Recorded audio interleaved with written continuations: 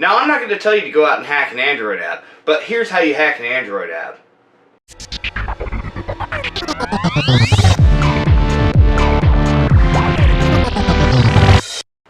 Hi there, Adam here. There's many ways that you can hack an Android app, ranging from decompiling the application to editing the memory and even just sending events over to the device. Now, we're not going to cover decompiling an application today, but we're going to cover the other two methods. So we'll start off with using input touch events and move on to editing memory.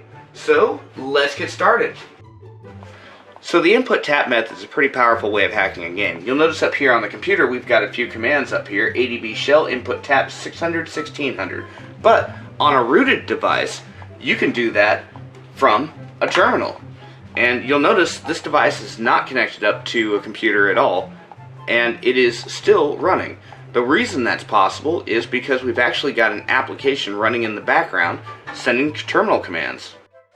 And here you can see the application running. It's called AirTerm. It's available on the Android market. This is a paid app that runs here, but as you can see, it's a terminal that just hovers over any surface you'd like it to. Now, in order to skip using ADB on the computer, you'll need to have a rooted device and run these commands as root. You'll notice this little hashtag thing right there. That's actually saying that I'm the root user running these commands.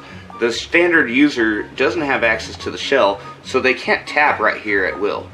Now you may be wondering, how do you get the coordinates to do the input tap on this? Well, that's pretty simple. All you need to do is go into Settings, scroll down to Developer Options, and select Pointer Location. And that's what it's there for. It's for simulating touches, so that when you're in your application, you can say, I want to simulate a touch at the X coordinate 657, the Y coordinate 1600. So next up we're going to explore the memory editor method. Now for this we're going to use Game Guardian, and there are other options out there, but for this we're just going to use Game Guardian, and it's the most popular one out there. Game Guardian does require root access, and from there you'll notice that we have a slight little pop-up in the center of the screen right there. It's just hovering over there.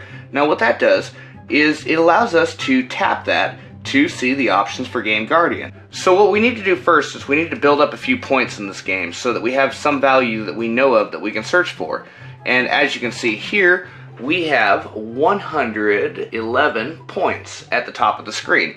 So we can go into the Game Guardian application and we can search for 111 and then hit the search button. Now this takes a minute, so we're going to go ahead and speed this up. So as you can see, it's presented a list of over 170,000 results. So what we need to do is narrow those results down by adding a few more points. And now we have 113. So we'll go ahead and search in memory for the value 113. And there we have it. So if we take this value and long press on it, we can change that to whatever we want. Let's change it to 9999999999999 and hit yes. We go back into the app, and as you can see, it's over 9,000! So that's about all for this episode. Don't forget to subscribe to this YouTube channel and add me to your circles on Google+. Go to plus.adamoutler.com. Until next time, get a few points and hack on.